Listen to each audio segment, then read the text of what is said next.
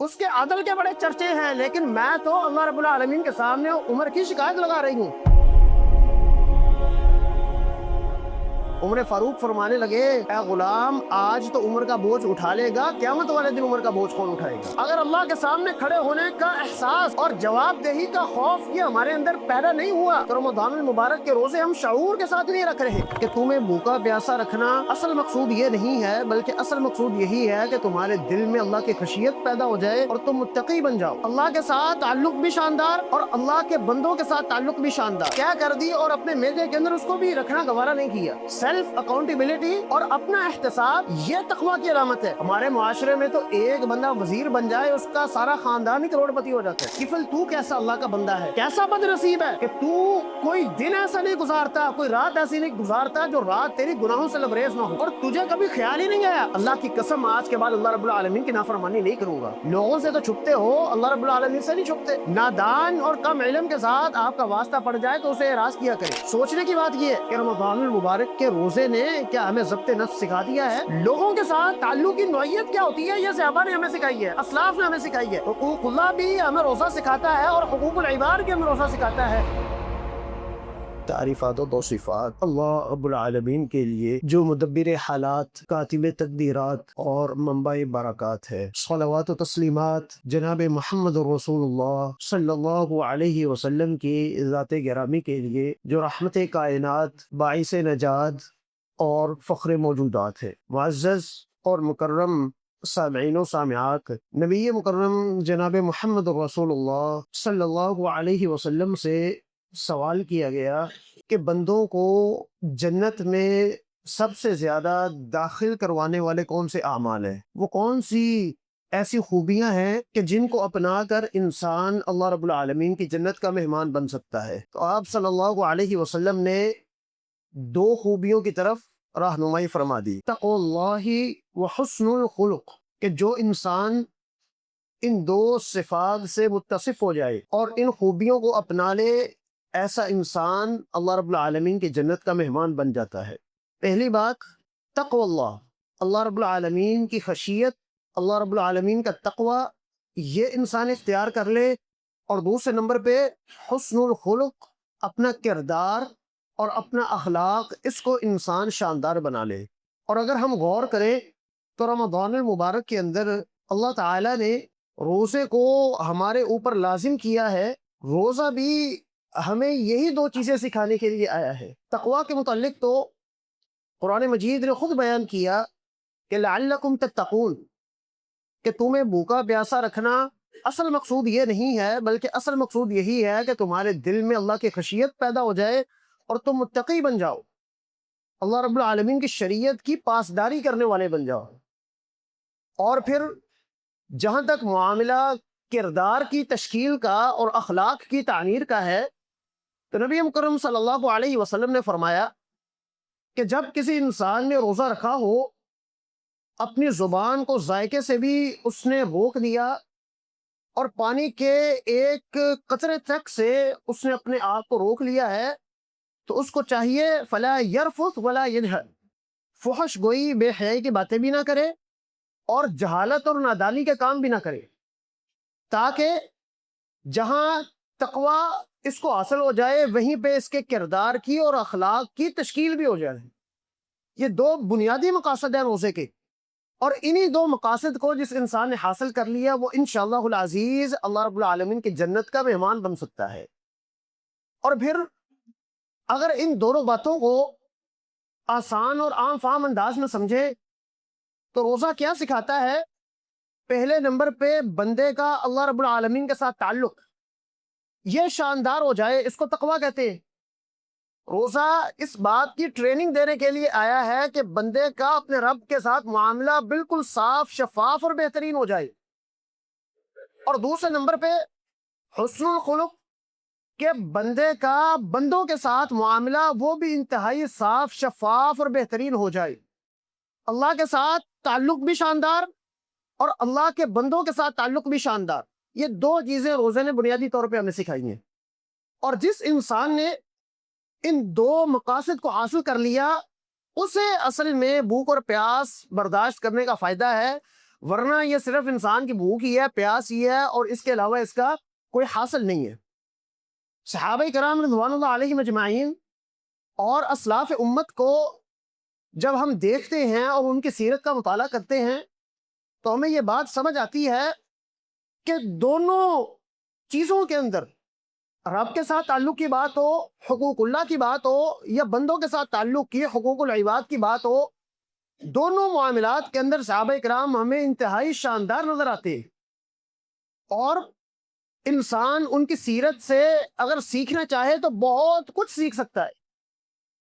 خوف الہی کی بات کی جائے، اللہ تعالیٰ کی خشیت کی بات کی جائے، تو سیدنا ابو بکر صدیق رضی اللہ تعالیٰ عنہ کی مثال ہمارے سامنے آتی ہے کہ تقویٰ کیسا ہے اور اپنے معاملات کو کس قدر محتاط انداز میں وہ سر انجام دیا کرتے تھے۔ ایک غلام ہے سیدنا ابو بکر صدیق کا، اس نے لا کے کوئی میٹھی چیز پیش کی خدمت کے اندر اور کہا کہ تناول کیجئے۔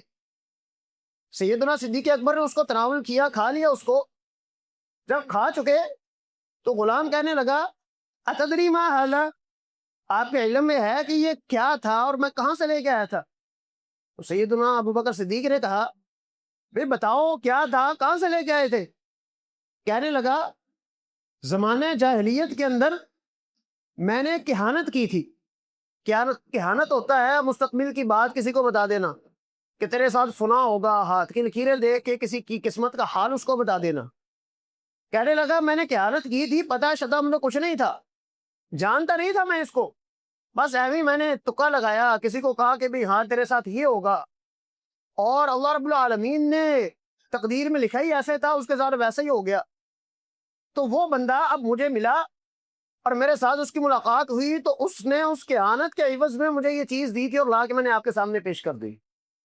سیدنا ابو بکر صدیق رضی اللہ تعالیٰ عنہ اس چیز کو کھا چکے ہیں، لقمے معدے کے اندر جا چکے ہیں، لیکن یہ نہیں کہا کہ چلو جی اب تو میں نے بھول کے ساتھ ہی کھایا ہے نا، مجھے کون سا پتا تھا اور میرے سامنے کون سا وضاحت کی گئی تھی، نہیں، بلکہ اپنے معاملات کو کس قدر محتاط انداز میں سر انجام دیتے تھے، اور اپنی کمائی کو اور اپنے کھانے کو حلال کس انداز میں بناتے تھے کہ سیدنا ابو بکر نے اپنے حلق کے اندر انگلی ماری اور جو چیز معدے کے اندر پہنچ چکی تھی اس کو بھی کیا کر کے واپس یعنی زمین کے اوپر پھینک دیا، کیا کر دی، اور اپنے معدے کے اندر اس کو بھی رکھنا گوارا نہیں کیا، اور پھر ساتھ ہی فرمانے لگے کہ یا اللہ میرے بس کے اندر اتنا ہی تھا، میں اتنا ہی کر سکتا تھا، اللہم انی اعتذر الیک مما حملت العروق وخالت الامعاء۔ یہ ایک مشتبہ چیز تھی، مشکوک چیز تھی، اس کو میں نے حلق میں انگلی ڈالی ہے اور کیا کر دی ہے، زمین کے اوپر اس کو پھینک دی ہے، لیکن اس میں سے جو میری رگوں کا حصہ بن گیا اور جو میرے معدے کے اندر جا کے ہضم ہو چکا ہے جتنا حصہ، یا اللہ اس کے اوپر میں تیرا بندہ تجھ سے معافی کا طلبگار ہوں۔ یہ احتیاط ہے۔ آج ایک لقمے کی بات تو چھوڑے، وہ انسان کہ جس کے سارے لقمے اور ساری کی ساری کمائی ہی وہ حرام ذرائع سے آ رہی ہے، تو اس کو رمضان کا روزہ کیا سکھا رہا ہے؟ اور پھر اس کے ساتھ آج ہماری ساری کی ساری سختیاں اور ہمارے سارے اصول وہ دوسروں کے لیے ہے، سختی کرتے ہیں دوسروں کے اوپر، اصول بناتے ہیں لوگوں کے لیے، اور اپنے آپ کو ہم اصولوں سے اور قوانین سے ماورا سمجھتے ہیں۔ لیکن جو انسان حقیقت میں متقی ہوتا ہے، حقیقت میں اللہ رب العالمین کی ذات کا خوف اور خشیت رکھنے والا ہوتا ہے، اس کی سختیاں اپنے لیے ہوتی ہیں، اس کے اصول اپنے لیے ہوتے ہیں، وہ قوانین پہ سب سے پہلے خود عمل کرتا ہے۔ سیلف اکاؤنٹیبلٹی اور اپنا احتساب یہ تقویٰ کی علامت ہے، اور جو انسان اپنا احتساب ہی نہیں کرتا، جس کو پرواہ ہی نہیں، جہاں سے مرضی آ جائے بس آنا چاہیے، حلال طریقے سے آ جائے، حرام طریقے سے آ جائے، بس پیٹ بھرنا چاہیے، تجوری بھرنی چاہیے، بینک بیلنس وہ فل ہونا چاہیے، یہ سوچ اور یہ فکر ہو، اور آ کس ذریعے سے رہا ہے اس کی انسان کو پرواہ نہ ہو، تو ایسے انسان کو رمضان کے روزوں کا کوئی فائدہ نہیں ہوا۔ اور اسی طریقے سے سیدنا عمر فاروق رضی اللہ تعالیٰ عنہ، ان کا تقویٰ دیکھنا ہے، ان کی خشیت اور اللہ تعالیٰ کا خوف اور ڈر دیکھنا ہے، تو اس کی ایک مثال بھی لیجئے۔ ایک مرتبہ راستے میں جا رہے ہیں مدینہ منورہ کے بازار ہے، ایک چراگاہ سے گزر ہوا، مسلمانوں کی چراگاہ ہے، مسلمانوں کے اونٹ اور جانور اس میں چرتے ہیں۔ سیدنا عمر فاروق نے دیکھا کہ کچھ اونٹ ہیں، بڑے موٹے تازے اونٹ ہیں۔ پوچھا یہ کس کے ہے؟ بتانے والے نے بتایا کہ یہ آپ کے بیٹے عبداللہ بن عمر کے اونٹ ہے۔ کہنے لگے میرے بیٹے کو بلایا جائے۔ سیدنا ابن عمر رضی اللہ تعالیٰ عنہ آئے، کہنے لگے بیٹا یہ اونٹ کہاں سے لیے؟ کہنے لگے ابا جان اپنی حلال ذرائع سے جو میری آمدن تھی، جو میری کمائی تھی، اس سے میں نے اونٹوں کو خریدا ہے۔ کہا کہ مسلمانوں کی چراگاہ کے اندر اس کو کیوں چھوڑا؟ کہنے لگے سارے مسلمانوں کے جانور اسی چراگاہ میں چرتے ہیں، اور میرے اونٹ بھی اسی چراگاہ کے اندر چریں گے، ان کو میں کہاں میں چراؤں؟ کہنے لگے ایسا نہیں ہوگا، جب تمہارے اونٹ اس چراگاہ کے اندر آئیں گے تو لوگ کہیں گے ارعوا ابل ابن امیر المومنین واسقوا ابل ابن امیر المومنین، کہ یہ امیر المومنین کے بیٹے کے اونٹ ہیں، ان کو خوب چرنے دو اور ان کو کہیں سے نہ روکو اور ان کو خوب پانی پلاؤ۔ کیوں کہ یہ عمر کے بیٹے کے اونٹ ہے اور یہ مجھے گوارا نہیں ہے، اسی لیے ان اونٹوں کو فروخت کرو، اور فروخت کرنے کے بعد جو تمہاری اصل رقم ہے وہ اپنے پاس رکھ لو اور باقی ساری رقم بیت المال کے اندر جمع کرواؤ۔ یہ خوف ہے، یہ قیامت کے دن جواب دہی کا احساس ہے، جس کی وجہ سے اتنی چیز بھی سیدنا عمر فاروق رضی اللہ تعالیٰ عنہ نے برداشت نہیں کی۔ ہمارا حال اور ہماری کیفیت کیا ہے؟ ہمارے معاشرے میں تو ایک بندہ وزیر بن جائے اس کا سارا خاندان ہی کروڑ پتی ہو جاتا ہے۔ ایک بندہ کسی اونچی پوسٹ پہ پہنچ جائے تو اس کے سارے خاندان والے، دور دور کے رشتہ دار، ان کے اندر ایک عجیب قسم کی اکڑ آ جاتی ہے۔ اختیارات کا اور وسائل کا غلط استعمال یہ متقی بندے کی علامت نہیں ہے۔ جو خوف الہی رکھنے والا، اللہ رب العالمین کی خشیت رکھنے والا ہے، وہ کبھی بھی اپنے عہدے کا، اپنے منصب اور اپنی پوسٹ کا غلط استعمال نہیں کرتا۔ اور اگر یہ چیز رمضان المبارک کا روزہ ہمیں سکھا گیا کہ میں جس پوزیشن پہ ہوں، جس پوسٹ پہ ہوں، میں نے اپنی پوزیشن کا مس یوز نہیں کرنا اور میں نے خود احتسابی کی مثال قائم کرنی ہے اور اپنے عہدے کا ناجائز فائدہ نہیں اٹھانا۔ اگر یہ چیز ہمارے شعور کے اندر آ گئی تو رمضان المبارک کے روزے کا ہمیں فائدہ ہے، اور اگر یہ نہیں آئی تو اللہ رب العالمین کا تقوی ہمارے دل کے اندر موجود نہیں ہے، تو پھر رمضان کے روزے کا بھی کوئی فائدہ نہیں ہے۔ یہی سیدنا عمر فاروق رضی اللہ تعالیٰ عنہ ہے، رات کے وقت اپنی رعایا کی خبر گیری کے لیے بازاروں کے اندر چکر لگا رہی ہے۔ ایک جگہ پہ دیکھا ایک بیوہ خاتون ہے اور اس کے ساتھ چھوٹے چھوٹے بچے بھوک کی وجہ سے بلبلا رہے ہیں، فاقہ کشی کی وجہ سے رونے پہ مجبور ہے۔ سیدنا عمر فاروق نے ان بچوں کی ماں سے پوچھا کہ یہ بچے روتے کیوں ہیں؟ کہا کھانے کو کچھ نہیں ہے، ان کا پیٹ کس چیز سے بھروں؟ پیٹ کی آگ کو تو بھرنا ہے نا، یہ پیٹ کی آگ کس طریقے سے بھری جائے؟ دیکھا میں نے شہر میں کوڑے کے ڈھیر پر 2 بچے لڑ رہے تھے فقط ایک بیر پر۔ گندم امیر شہر کی ہوتی رہی خراب اور بیٹی کسی فقیر کی فاقوں سے مر گئی۔ ہمارے ہاں تو حال یہ ہے، کیفیت یہ ہے کہ جو حکمران ہے اس کے کتے کی بھی زیادہ ویلیو ہے کام بندے سے۔ سیدنا عمر فاروق رضی اللہ تعالیٰ عنہ بڑھیا کو تو نہیں پتا کون ہے، کہنے لگے بچے کیوں روتے ہیں؟ کہا بھوک ہے، پیٹ کی آگ ہے اس کو بجھا نہیں پا رہی اور ان کو کھلانے کے لیے کچھ نہیں ہے، اس لیے یہ بچے رو رہے ہیں۔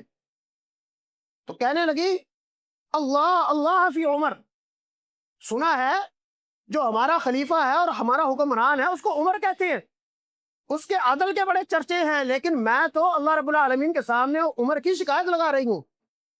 سیدنا عمر فاروق رضی اللہ تعالیٰ عنہ لرز کے رہ گئے، کہنے لگے اے خاتون، عمر کو تیرے حال کی کیا خبر ہے؟ عمر کو تیرے حالات تو اس تک پہنچے ہی نہیں ہیں، اگر کوئی جا کے عمر کو تیرے حالات بتائے گا تو وہ تیری خبر گیری کرے گا۔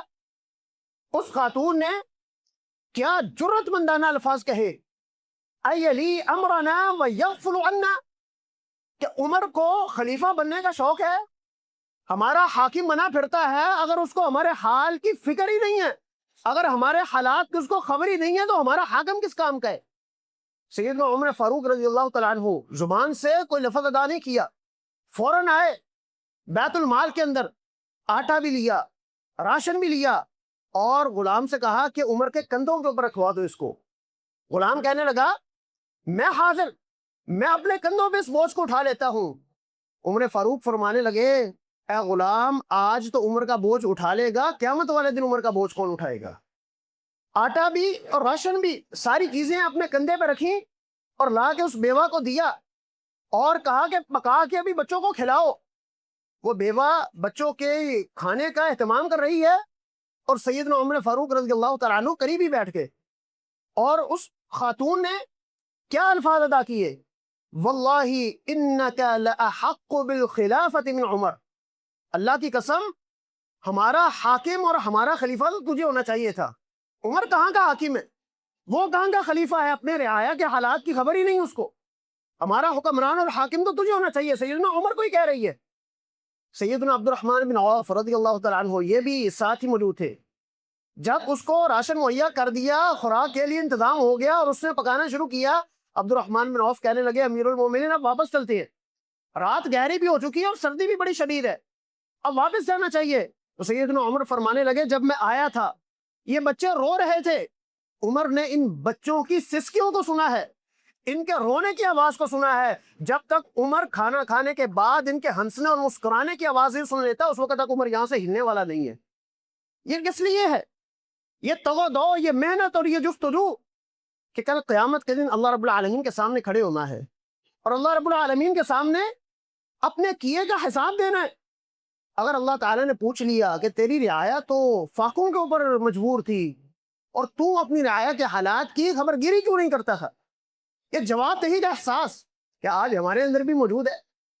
اگر یہ احساس ہمارے اندر موجود ہے اور رمضان کے روزے نے اس کو بڑھا دیا ہے تو مبارکباد کا مستحق ہے ہم کہ رمضان کے روزے ہمیں فائدہ دے رہے ہیں۔ لیکن اگر یہ احساس یہ ہمارے اندر موجود نہیں ہے، بس ایک روٹین بنائی ہوئی ہے، صبح اٹھے سحری کھا لی، بس سارا دن اپنی روٹین کے اندر لگے رہے اور شام کو افطار کر لیا اور اس کے بعد جناب دوبارہ یہی روٹین شروع ہو گئی۔ اگر اللہ کے سامنے کھڑے ہونے کا احساس اور جواب دہی کا خوف یہ ہمارے اندر پیدا نہیں ہوا تو رمضان المبارک کے روزے ہم شعور کے ساتھ نہیں رکھ رہے۔ اپنے شعور کو بیدار کرنے کی ضرورت ہے۔ اللہ اکبر، یہ شعور اگر انسان کا بیدار ہو جائے تو پھر انسان اللہ رب العالمین کے قریب کس طریقے سے آتا ہے، انسان کے دل کی کایا کس طریقے سے پلٹتی ہے۔ نبی کریم صلی اللہ علیہ وسلم نے ایک شخص کا واقعہ ہمیں سنایا ہے، احادیث کی کتب کے اندر موجود ہے۔ ایک شخص ہے، نام اس کا کفل ہے، اور یہ کفل کیسا انسان ہے، شراب اور شباب کا رسیہ ہے، بدکاری کے کام کرتا ہے اور اس کو کوئی پرواہ نہیں ہوتی۔ ایک مرتبہ ایک خاتون کے ساتھ معاملات کو طے کیے، 60 دینار دوں گا، اور اس کو برائی کے اوپر آمادہ کر لیا۔ جب برائی کے اوپر آمادہ کیا، خلوت کے اندر آ گیا، یہ بھی اور خاتون بھی۔ جب دروازے بند کر لیے اور تنہائی ہے، کوئی دیکھنے والا نہیں، کفل نے غور کیا تو وہ خاتون اس کے جسم کے اوپر کب کبھی تاری ہے، آنکھوں سے آنسو جاری ہے۔ کفل کہنے لگا میں نے تیرے ساتھ کوئی زبردستی تو نہیں کی ہے، میں نے تیرے ساتھ ڈیل کی ہے اور ڈیل کر کے تجھے لے کے آیا۔ وہ خاتون کہنے لگی اللہ کی قسم، فاقوں نے اور حربت نے مجھے اپنی عزت نیلام کرنے پہ مجبور کر دیا ہے۔ میں یہ گناہ کا کام کرنا نہیں چاہتی تھی، لیکن میری ضروریات باری پڑ گئی ہیں اور میری عزت سستی ہو گئی ہے، اس وجہ سے میں تیرے ساتھ بدکاری کرنے کے اوپر مجبور ہو گئی ہوں۔ یہ بات کفل نے سنی، اس کے دل کے ساتھ ٹکرائی جا کے، اور سوچنے لگا کہ یہ خاتون کیسی ہے کہ اس نے ابھی گناہ نہیں کیا، لیکن اللہ رب العالمین کے خوف کی وجہ سے، اللہ رب العالمین کی خشیت کی وجہ سے اس کے جسم کے اوپر لرزہ طاری ہے، اس کی آنکھوں سے آنسو جاری ہے، کب کبا رہی ہے۔ اور کفل تو کیسا اللہ کا بندہ ہے، کیسا بد نصیب ہے کہ تو کوئی دن ایسا نہیں گزارتا، کوئی رات ایسی نہیں گزارتا جو رات تیری گناہوں سے لبریز نہ ہو، اور تجھے کبھی خیال ہی نہیں آیا، تیرے دل کے اندر کبھی فکر ہی پیدا نہیں ہوئی۔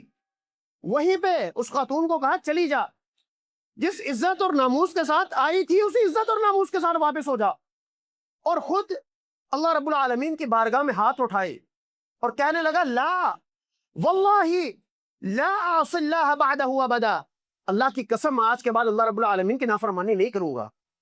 آج کے بعد معصیتوں سے توبہ کرتا ہوں اور آج کے بعد رب کی بغاوتیں نہیں کروں گا بلکہ رب کا بندہ بن کے زندگی گزاروں گا۔ اور اوپر سے تقدیر کا فیصلہ بھی آ گیا۔ اسی رات کفل کی موت کا پروانہ جاری ہوا، ملک الموت نے روح قبض کر لی، اور لوگوں کے ذہن میں کیا بات موجود ہے کہ ایک گندا بندہ ہے، بدماش ہے، عیاش ہے، کوئی کفل کی چارپائی کو کندھا دینے کے لیے بھی تیار نہیں۔ لیکن جب صبح کے وقت کفل کے گھر میں آئے تو اس کے دروازے کے اوپر اللہ رب العالمین کی طرف سے لکھ دیا گیا تھا ان اللہ قد غفر للکفل، دنیا والوں گواہ ہو جاؤ، اللہ رب العالمین نے کفل کو معاف فرما دیا ہے۔ یہ کیا ہے کہ جب انسان اللہ رب العالمین کے ساتھ اپنا تعلق مضبوط کرے، جب خوف الہی کی وجہ سے، اللہ تعالیٰ کی خشیت کی وجہ سے انسان کی آنکھ سے ندامت اور پشیمانی کا ایک قطرہ ٹپکتا ہے، اللہ رب العالمین بد کرداری کے سارے داغ اس ایک قطرے کی وجہ سے دھو کے رکھ دیتے ہیں۔ یہ شعور، یہ احساس، یہ تبدیلی یہ انسان کے اندر پیدا ہونی چاہیے۔ اور پھر جب خوف الہی کی بات آئی ہے، اللہ تعالیٰ کے ڈر کی اور تقوی کی بات آئی ہے، تو وہ واقعہ بھی ہمارے سامنے ہونا چاہیے۔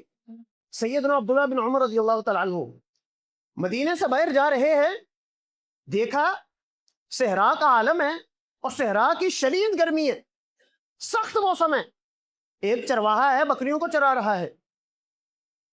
ابن عمر رضی اللہ تعالیٰ عنہ کھانے کا وقت ہوا، دسترخوان بچھایا گیا، کھانے کے اوپر کھانے کے لیے بیٹھے تو اس چرواہے کو آواز دی کہ آ جاؤ تم بھی ہمارے ساتھ کھانے میں شریک ہو جاؤ۔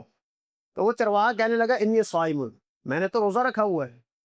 ابن عمر رضی اللہ تعالیٰ عنہ متعجب ہوئے، حیران ہوئے، کہنے لگے صحرا کی گرمی، شدید موسم، اور اتنی ٹف تمہاری ڈیوٹی ہے، بکریوں کو چرانا ہے اور ان کے پیچھے ہلکان ہونا ہے، اور ایسے عالم میں بھی تم نے روزہ رکھا ہوا ہے۔ کہا کہ اس کو ذرا چیک کیا جائے، کیا صرف روزے ہی رکھا ہے یا روزے کا مفہوم بھی سمجھا ہے؟ صرف روزہ بھوک پیاس کا نام ہی سمجھا ہے اس نے، یا کہ روزے کے اصل مقصد کو اور اس کے اصل حقیقت کو بھی جاندار پہچانتا ہے؟ کہنے لگے یہاں پہ بکریاں چرا رہے ہو، کس کی بکریاں؟ کہنے لگا جی مالک کی بکریاں، ایک بکری ہمیں دے دو، ذبح کریں گے، اس کا گوشت کھائیں گے، تمہیں بھی اس میں سے گوشت دیں گے، بکری کی رقم بھی تمہیں دیں گے۔ کہنے لگا یہ تو مالک کی ہیں، میں تو بیچنے کا مجاز ہی نہیں ہوں۔ کہنے لگا اتنی بکریاں، ایک بکری اگر دے بھی دو گے ہمیں تو مالک کو کیا پتا چلے گا؟ پتا چل بھی گیا تو کیا دینا، بھیڑیا کھا گیا۔ کون سا مالک تمہارے اوپر نگران ہے اس وقت، یا تمہیں دیکھ رہا ہے؟ تو اس چرواہے نے جو وہ بات کی، وہ بات ہمیں اپنے دل کی تختیوں میں نوٹ کرنے کی ضرورت ہے۔ فَإِنَ اللَّهَ فَإِنَ اللَّهَ، وہ کہنے لگا مالک تو نہیں دیکھ رہا، لیکن مالک کا جو مالک ہے وہ تو ہر وقت دیکھ رہا ہے۔ مالک سے چھپ کے تو یہ گناہ کر سکتا ہوں، لیکن جو میرے مالک کا مالک ہے اس سے کیسے چھپوں گا، اس سے اپنے گناہ کو کیسے چھپاؤں گا؟ آج ہمیں تو ہر کسی کی فکر ہوتی ہے نا، ہمیں سی سی ٹی وی فوٹیج کی فکر ہوتی ہے، ہمیں کیمروں کی فکر ہوتی ہے، اور کسی دیکھنے والے انسان سے شرم کھاتے ہیں۔ اللہ تعالیٰ نے کیا فرمایا؟ یستخفون من الناس ولا یستخفون من اللہ، لوگوں سے تو چھپتے ہو، اللہ رب العالمین سے نہیں چھپتے۔ لوگوں سے تو چھپ کے گناہ کرتے ہو، لیکن اللہ تعالیٰ تو ہر وقت ہی دیکھنے والا ہے، اس سے کیسے چھپو گے؟ لوگوں کی شرمندگی، لوگوں کے سامنے شرمندہ ہونے کا احساس وہ دل کے اندر موجود ہے، لیکن اللہ رب العالمین کے سامنے شرمندہ ہونے کا احساس ہی کبھی دل کے اندر نہیں آیا۔ یستخفون من الناس ولا یستخفون من اللہ۔ سیدنا ابن عمر رضی اللہ تعالیٰ عنہ اس کی یہ بات سنی، این اللہ، کہنے لگا پھر اللہ کہاں پہ ہے؟ فبکا ابن عمر رضی اللہ تعالیٰ عنہ، رونا شروع کر دیا، آنکھوں سے آنسو جاری ہو گئے کہ ہے چرواہا، ڈگری کوئی نہیں ہے اس کے پاس، وہ علم کے پہاڑ نہیں ہے اس کے پاس، سیدھا سادہ بندہ ہے، لیکن اس کو اپنے رب کا تعارف کتنا شاندار ہے، یہ رب کا تعارف کتنے بہترین انداز میں کروا رہا ہے، اور اللہ تعالیٰ کا خوف اور آخرت کے دن کی جواب دہی کا احساس کتنا اس کے دل کے اندر موجود ہے۔ واپس مدینہ آئے، پوچھا اس چرواہے کا مالک کون ہے؟ مالک کے پاس گئے، کہنے لگے یہ غلام تیرا میں خریدنا چاہتا ہوں، منہ مانگی قیمت دینے کے لیے تیار ہوں، غلام بھی خریدوں گا، 1000 بکریاں بھی خریدوں گا۔ غلام کو بھی خریدا، بکریاں بھی خریدی، اس غلام کو کہا کہ میں نے تجھے خرید کے آزاد کر دیا ہے، تیرے ایک جملے نے فَأَيْنَ اللَّهُ، اللہ کہاں پہ ہے، ایک جملے کی وجہ سے تجھے آزادی مل گئی ہے، اور یہ ساری کی ساری بکریاں بھی میں نے تجھے تحفے کے اندر دے دی ہیں۔ ہم اللہ کے لیے کچھ چھوڑنا سیکھیں تو صحیح، حرام کا ایک لقمہ، حرام کا 1 روپیہ چھوڑیں تو صحیح اللہ کے لیے، قربانی دیں تو صحیح اللہ کے لیے، اس چرواہے نے ایک بکری کی قیمت ناجائز طریقے سے نہیں لی، ساری کی ساری بکریوں کو اللہ تعالیٰ نے اس کو مالک بنا دیا ہے۔ اللہ کے لیے کچھ چھوڑنے کا تہیا تو کرے، اور اپنے دل کے اندر یہ جذبہ تو پیدا کریں کہ یہ حرام ہے، آتا ہوا اچھا بڑا لگتا ہے، بڑا میٹھا اور شیریں ہے، لیکن چھوڑنا ہے تو صرف اس لیے کہ اللہ رب العالمین نے مجھے اس سے منع کر دیا ہے۔ پھر دیکھیں خیر کے، بلائی کے اور برکت کے کیسے کیسے دروازے اللہ تعالیٰ انسان کے لیے کھول دیتا ہے، یہ تقوی۔ اور پھر اس کے ساتھ دوسری چیز جو رمضان المبارک کا روزہ ہمیں سکھاتے ہیں، حسن اخلاق، کہ بندے کا رب کے ساتھ تعلق ہے، اللہ کی خشیت ہے اور اللہ کی محبت ہے، اللہ کے سامنے میں نے کھڑے ہونا ہے اور اپنی خلوت اور جلوت کا حساب دینا ہے، اور دوسرا پھر اللہ کے بندوں کے ساتھ بھی انسان کا تعلق بہترین ہو، بندوں کے ساتھ تعلق بھی شاندار ہو۔ اور کیسا شاندار تعلق؟ سیدنا عمر فاروق رضی اللہ تعالیٰ عنہ خلیفۃ المسلمین ہے، بندہ ایک آیا آ کے سیدنا عمر کے ایک وزیر ہے حر بن قیس رضی اللہ تعالیٰ عنہ، ان سے کہنے لگا کہ میں عمر فاروق سے ملاقات کرنا چاہتا ہوں۔ اس نے کہا ملاقات کروا دیتے۔ اب یہ بدو تھا، اعرابی تھا، آیا سیدنا عمر فاروق رضی اللہ تعالیٰ عنہ کے پاس اور آتے ہی کہنے لگا اے عمر، اللہ کی قسم، نہ تم مال ہمارے درمیان عدل اور انصاف سے تقسیم کرتے ہو، نہ ہی فیصلے ہمارے درمیان انصاف کے ساتھ کرتے ہو، نہ مال تقسیم کرنے میں عدل کرتے ہو، نہ فیصلہ کرنے میں عدل کرتے ہو۔ سیدنا عمر فاروق رضی اللہ تعالیٰ عنہ کو غضب آیا، غصہ آیا۔ بات کرنے والوں نے تو نبی صلی اللہ علیہ وسلم کے متعلق بھی ایسی باتیں کہہ دی تھی، غصہ آیا، جلال آیا۔ حر بن قیس کہنے لگے آپ کو علم نہیں ہے، اللہ تعالیٰ نے تو کہا ہے خذ العفو وأمر بالعرف وأعرض عن الجاہلین، کہ اگر کسی جاہل کے ساتھ، نادان اور کم علم کے ساتھ آپ کا واسطہ پڑ جائے تو اسے اعراض کیا کرے، آپ کو رد عمل نہیں دینا، آپ کو ریئیکشن کا شکار نہیں ہونا، آپ کو اس سے اعراض کرنا ہے، اور یہ اللہ رب العالمین کا حکم ہے۔ راوی بیان کرتے ہیں کہ جب اتنی بات، یہ آیت کریمہ، اللہ تعالیٰ کا حکم سیدنا عمر فاروق کے سامنے پڑا گیا تو چہرہ فوراً پرسکون ہو گیا۔ وَكَانَ وَقَّافًا عِنْدَ كِتَابِ اللَّهِ، چہرے کے اوپر جو غضب کے اور جلال کے اثرات تھے وہ فوراً زائل ہوئے اور بالکل پرسکون ہو گئے۔ کیوں؟ اللہ تعالیٰ کا حکم آ گیا، اللہ تعالیٰ کا آرڈر آ گیا ہے۔ اور سیدنا عمر فاروق کے سامنے جب بھی قرآن پڑھا جاتا تھا ان کی یہی حالت اور کیفیت ہوتی تھی۔ سوچنے کی بات یہ ہے، سمجھنے کی بات یہ ہے کہ رمضان المبارک کے روزے نے کیا ہمیں ضبط نفس سکھا دیا ہے؟ ہمیں سیلف کنٹرول یہ رمضان کے روزے نے سکھایا یا نہیں سکھایا؟ ہم تو ہر وقت ہی رد عمل کی نفسیات کا شکار رہتے ہیں، سوشل میڈیا چلاتے ہیں، کوئی چیز سامنے آئے تو فوراً اس کا جواب دینے کی کوشش کرتے ہیں، گھر کے اندر کوئی معاملہ ہو جائے تو ایک کی چار سنانے کی فوراً کوشش کرتے ہیں، بازار کے اندر کوئی اونچ نیچ ہو جائے تھوڑی بہت تو ہم کہتے ہیں میں اینٹ کا جواب پتھر سے نہ دیا تو پھر میں کس کام کا؟ تو رد عمل کا انسان شکار نہ ہو، برائی کا جواب برائی کے ساتھ نہ دے، بلکہ اپنے آپ کو کنٹرول کر لے اور اللہ رب العالمین کا حکم سمجھ کے اور نبی صلی اللہ علیہ وسلم کا فرمان سمجھ کے کہ اگر کوئی لڑ بھی پڑے، اگر کوئی نادانی کرنے کی کوشش بھی کرے، اگر روزے دار کے ساتھ کوئی الجھنا بھی چاہے تو اس کو اپنے آپ کو یہ باور کروانا ہے، اپنے آپ کو یہ یاد دلانا ہے انی صائم، میں تو روزے دار ہوں۔ روزے کا مطلب صرف پیٹ کو خالی کرنا نہیں ہے، روزے کا مطلب یہ دل کو بھی خالی کرنا ہے۔ دل کو کس چیز سے؟ پیٹ کو تو خالی کر لیا خوراک سے، پانی سے، یہ پیٹ میں نہیں گئی، دل کو بھی خالی کرنا ہے۔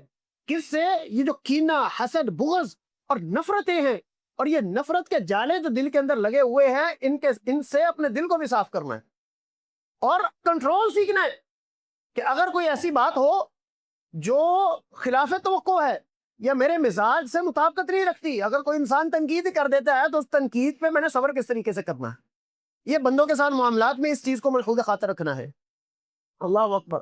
اور جو لوگ اپنے کردار کو جنہوں نے تعمیر کر لیا تھا قرآن کی روشنی میں اور نبی صلی اللہ علیہ وسلم کے فرمان کی روشنی میں، کیسا کردار تھا ان کا کہ نبی صلی اللہ علیہ وسلم کی احادیث صرف سننے کی حد تک نہیں ہے بلکہ ان کو اپنی زندگی کے اوپر لاگو بھی کیا کرتے تھے۔ آپ کے ایک صحابی ہیں، نام ان کا ابو الیسر ہے، ابو الیسر سے ابھی ہیں، عبادہ بن صامت رضی اللہ تعالیٰ عنہ کہتے ہیں ہم ان کے پاس گئے تو ہم نے دیکھا کہ جیسا لباس خود پہنا ہوا ہے بعینی ویسا لباس اپنے غلام کو بھی پہنایا ہوا ہے۔ کس لیے؟ کہ نبی صلی اللہ علیہ وسلم کا حکم ہے کہ ان کے ساتھ دوسروں سلوک کرنا ہے اور ان کی بھی خیر خواہی کرنی ہے۔ اور کہنے لگے کہ ہم ان کے پاس گئے تو کہا کہ آپ کے چہرے کے اوپر کوئی پریشانی نظر آتی ہے، کیا وجہ ہوئی، کیا مسئلہ بنا؟ تو کہنے لگے کہ یہ سامنے جو محلہ ہے نا، اس محلے میں میرا ایک مقروض ہے، اس نے مجھ سے قرض لیا تھا اور قرض لینے کے بعد جب وصولی کے لیے میں اس کے پاس گیا اپنے غلام کے ساتھ، تو مجھے دیکھ کے وہ اندر چھپ گیا. اس کا بچہ باہر آیا تو میں نے اسے پوچھا بھائی تیرا باپ کدھر ہے؟ تو بچہ بھی آج کل کا نہیں تھا نا، صحابہ کے دور کا بچہ تھا. کہنے لگا جی اندر ہی ہے، آپ کے ڈر کی وجہ سے چھپ گیا ہے. تو کہنے لگے کہ میں نے اس کو کہا بھائی اللہ کے بندے مجھے پتا تو چل گیا، باہر آ جاؤ. باہر آیا تو میں نے اس سے پوچھا کہ چھپ کیوں گئے، میرا سامنا کیوں نہیں کیا؟ کہنے لگا آپ کا قرض دینے کے لیے میرے پاس رقم موجود ہی نہیں ہے، آپ سے کچھ جھوٹا وعدہ ہی کرنا تھا، کچھ جھوٹی بات ہی آپ سے کرنی تھی، اور آپ اللہ کے پیغمبر کے صحابی ہیں، لہذا میں نے یہ مناسب سمجھا کہ آپ کا سامنے ہی نہ کیا جائے. وَكُنْتُ وَاللَّهِ مُوسِرًا، اور اللہ کی قسم یہ میں کوئی بہانہ نہیں کر رہا، حقیقت میں میرے پاس آپ کا قرض واپس کرنے کے لیے ہمت اور استطاعت اور وسائل ہی موجود نہیں ہے. کہنے لگے جب اس نے یہ بات کہی تو میں نے اس سے کہا پکی بات ہے تیرے پاس وسائل موجود نہیں؟ کہتا میرے پاس وسائل ہی موجود نہیں ہے، کہاں سے آپ کا قرض لوٹاؤں گا؟ تو کہنے لگے پھر گواہ ہو جا، وہ پرچہ، وہ صفحہ جس کے اوپر سارے معاملات لکھے ہوئے تھے، ساری تفصیلات لکھی ہوئی تھی، اس کے سامنے ہی پھاڑ دیا، اور کہنے لگے کہ اگر تیرے پاس کبھی استطاعت موجود ہو تو دے دینا، ورنہ میں نے اللہ رب العالمین کے رضا کے لیے تجھے معاف کر دیا ہے. اور کس لیے کیا ہے؟ ذاتی مقصد کے لیے نہیں، کسی تشہیر کے لیے نہیں، نام اور نمود کے لیے نہیں، بلکہ میں نے اللہ کے پیغمبر صلی اللہ علیہ وسلم سے سنا تھا کہ جو مقروض کو، تنگ دست کو مہلت دے دیتا ہے یا معاف کر دیتا ہے، اللہ رب العالمین قیامت کے دن اس کو اپنے عرش کے سائے میں جگہ عطا فرما دیں گے. نبی صلی اللہ علیہ وسلم کے اس فرمان کے پیش نظر میں نے یہ کام کیا ہے. تو کہنے کا مقصد کیا ہے کہ اللہ کے پیغمبر کے حدیث تو ہم بھی سنتے ہیں لیکن اپنی زندگی کے اوپر اس کو لاگو نہیں کرتے. ایک کان سے سنتے ہیں دوسرے سے نکال دیتے ہیں. لوگوں کے ساتھ تعلق کی نوعیت کیا ہوتی ہے یہ صحابہ نے ہمیں سکھائی ہے، اسلاف نے ہمیں سکھائی ہے. سعید بن مسیب رحمہ اللہ، ان کا ایک پڑوسی تھا، وہ ضرورت پڑی اس کو، اس نے اپنا مکان فروخت کرنا چاہا. خریدار آگئے، آ کے انہوں نے بولی لگائی، مکان کی قیمت لگائی. کہنے لگا جب معاملہ طے ہوا نا، کہنے لگا اچھا یہ تو مکان کی قیمت ہے، مجھے یہ بتاؤ کہ سعید بن مسیب میرے پڑوسی ہے، اس پڑوس کی کیا رقم مجھے دو گے، اس کا کیا معاوضہ دو گے؟ تو وہ لوگ کہنے لگے بھئی آپ کے مکان کی قیمت تو ہم آپ کو دیں گے، پڑوسی کے پڑوس کی رقم بھی کبھی کسی نے دی ہے؟ کہنے لگا نہیں، اگر تم اس پڑوسی کے پڑوس کی رقم مجھے نہیں دیتے اور اس کا معاوضہ یا عوض مجھے نہیں دیتے تو پھر میں اپنا مکان ہی تمہیں فروخت نہیں کرتا. کہنے والوں نے کہا کیسی عجیب بات کر رہے؟ کہنے لگا ہاں، یہ سعید بن مسیب میرے پڑوسی ہیں اور ایسے شاندار ہمسائے ہیں میرے کہ اگر میری ان کے ساتھ ملاقات ہو جائے تو ہمیشہ خوش دلی کے ساتھ خوش آمدید کرتے ہیں اور کھلے ہوئے چہرے کے ساتھ میرا استقبال کرتے ہیں، اور اگر میں اپنے گھر کے اندر موجود ہوں تو کبھی مجھے کسی تکلیف اور پریشانی کے اندر مبتلا نہیں کیا، اور اگر مجھے کوئی ضرورت پڑ جائے تو میری ضرورت کو فوراً پورا کرتے ہیں، اور اگر کبھی میں سوال نہ بھی کروں تو خود سے میری ضرورت کا احساس کر کے مجھے وسائل مہیا کر دیتے ہیں، اور اگر کبھی میں اپنے گھر کے اندر موجود نہ ہوں تو میرے غیر موجودگی میں میرے گھر کی حفاظت بھی کرتے ہیں. یہ معاملات ہے اور یہ بندوں کے ساتھ تعلق ہے، یہ بندوں کے ساتھ اس سے معاشرت ہے. اسی لیے نبی صلی اللہ علیہ وسلم نے فرمایا تھا تقوی اللہ، کہ اللہ کے ساتھ جس بندے کے معاملات شاندار ہو گئے اور اللہ رب العالمین کے بندوں کے ساتھ جس کے معاملات شاندار ہو گئے، یہ اللہ کی جنت کا مہمان ہے. عمر بن عبدالعزیز رحمہ اللہ، ان کی بات کر کے اپنی بات کو ختم کر لیتے ہیں. تو ہم روزہ بھی رکھتے ہیں نا، اور روزہ رکھنے کے بعد یہ جو بد لحاظی ہمارے اندر آ گئی ہے اور زبان کا غلط استعمال آ گیا ہے، اس سے بچے. جب تک زبان کا درست استعمال نہیں ہے، یہ حسن خلق یہ والی شرط پوری نہیں ہو سکتی. عمر بن عبدالعزیز رحمہ اللہ امیر المومنین ہے، خلیفۃ المسلمین ہے. رات کی تاریکی میں ایک مرتبہ مسجد سے گزر رہے تھے، مسجد کے اندر ایک آدمی وہ لیٹا ہوا تھا، آرام کر رہا تھا. اندھیرے کے اندر عمر بن عبدالعزیز کو پتہ نہیں چلا تو ٹھوکر لگی اور وہ سویا ہوا بندہ جاگ پڑا. جب نیند سے بیدار ہوا تو ہڑبڑا کے اٹھا اور کہنے لگا مجنون انت، کون پاگل ہے، کون دیوانہ ہے جس نے یہ حرکت کی ہے؟ اور کہنے لگا مجنون انت، پاگل ہو، دیوانے ہو؟ سیدنا عمر بن عبدالعزیز رحمہ اللہ نے فرمایا اللہ نہیں، پاگل نہیں ہوں، دیوانہ نہیں ہوں. صرف اتنی بات کی. ساتھ جو احباب موجود تھے، مشیر موجود تھے، آگے بڑھے کہ اس کو پکڑے اور اس کو بتائے کہ امیر المومنین کی توہین کس طریقے سے کی جاتی ہے.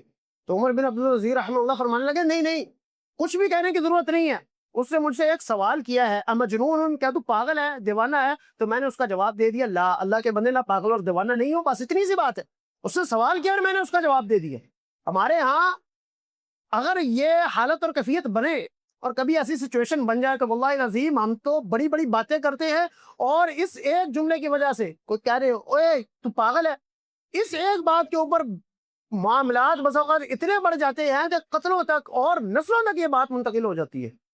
یہ برداشت نہیں ہے، یہ ضبط نفس نہیں ہے۔ رمضان المبارک کے روزے کا فائدہ اسی بندے کو ہے کہ جس نے اللہ رب العالمین کا تقوی بھی اپنے دل کے اندر بسا لیا اور لوگوں کے ساتھ اپنے معاملات، لوگوں کے ساتھ گفتگو اور لوگوں کے ساتھ اٹھنا بیٹھنا اس کو بھی شاندار اور بہترین کر لیا۔ حقوق اللہ بھی ہمیں روزہ سکھاتا ہے اور حقوق العباد بھی ہمیں روزہ سکھاتا ہے۔ اللہ رب العالمین سے دعا ہی کرنی چاہیے کہ یہ دونوں جہتیں، اللہ تعالیٰ کے حق کی جہت بھی اور اللہ کے بندوں کے حق کی جہت بھی، دونوں کو اللہ تعالیٰ ہمیں مکمل کرنے کی توفیق دے دے۔ سبحانک اللہم و بحمدک، اشہد ان لا الہ الا انت، استغفرک و اتوب الیک۔